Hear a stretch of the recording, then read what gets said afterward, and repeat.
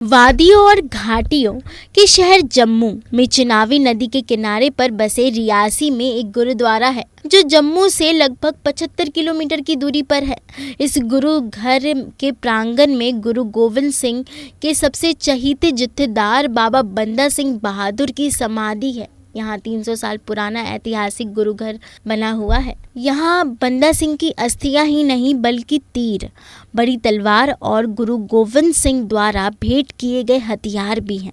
यहाँ साल भर पूरे उत्तर भारत से श्रद्धालुओं का तांता लगा रहता है और वैसाखी के मेले में लगभग 40,000 श्रद्धालु दर्शन के लिए आते हैं, जिससे यह जम्मू के महत्वपूर्ण तीर्थ और पर्यटन स्थलों में अग्रणीय है। यह हिमालय की गोद में एक पूर्ण धार्मिक स्थल है।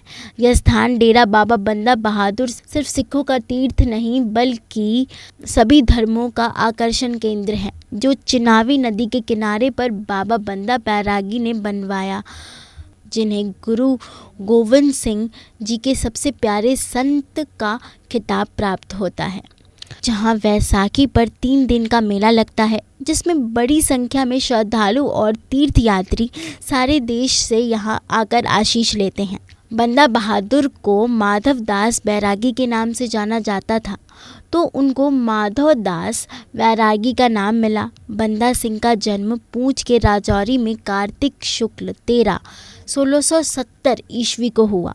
वे एक शिकार करने गए तो उनके हाथ से गर्भवती हिरन मारी गई, जिससे वे अत्यंत दुखी हुए और 15 साल की उम्र में ही बैरागी ने घर छोड़ दिया। जंगल में जाकर साधु जानकी दास के शिष्य बन गए। आगे चलकर बाबा रामदास के सानिध्य में नासिक पंचवटी में कुछ समय तक रहे और दक्षिण में नांदेड़ में चले गए, जहां गोदावरी की गोद में उन्होंने आश्रम बनाया। गुरु गोविंद सिंह जी दक्षिणी भारत के बहादुर शाह 1707 में मिलने आए, जो गुरु गोविंद जी के कुछ दिन बाद बंदा बहादुर के नांदेड़ में भेंट किए। गुरु जी के प्रभाव से बैरागी को सब लोग गुरु जी का बंदा कहने लगे और गुरु जी ने बैरागी को बंदा सिंह का ही नाम दे दिया। उस समय पंजाब ही नहीं, साथ ही सब राज्य यातनाओं का दंश को झेल रहे थे।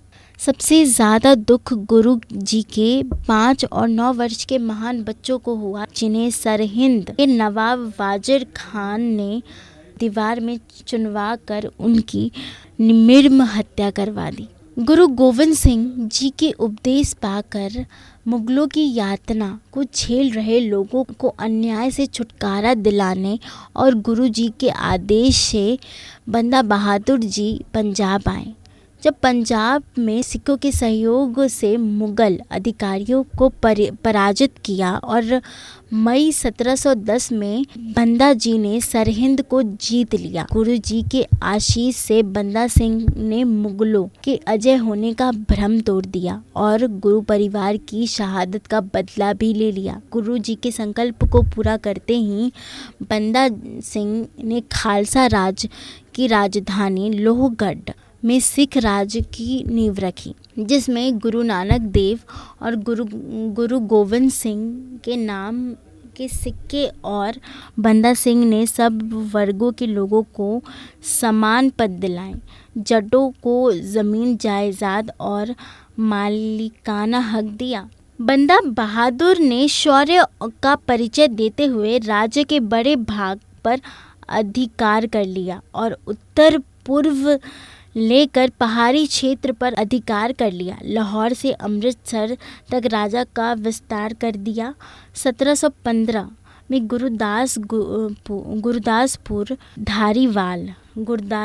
के धारीवाल के पास गुरदास नंगल गांव में घेर लिया गया, जहां अब्दुल समद खां के नेतृत्व में शाही फौज बंदा जी के साथ माह तक लड़ते रहे, लेकिन बहादुर जी की फौज को खाद्य सामग्री युद्ध की रसद न मिल पाई, तो बंदा जी ने 7 दिसंबर को आत्मसमर्पण कर दिया। फरवरी 1716 को 794 सिखों को दिल्ली लाया गया और 5 मार्च से 12 मार्च तक 7 दिनों में 100 सिखों की बलि हर दिन दी गई।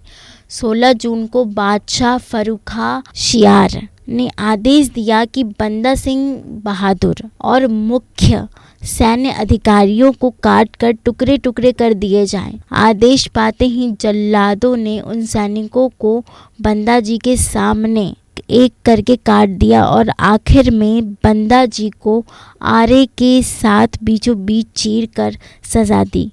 जो बोलो सो निहाल। सत श्री अकाल। देश के ऐसे शहीदों को कोटि कोटि नमन।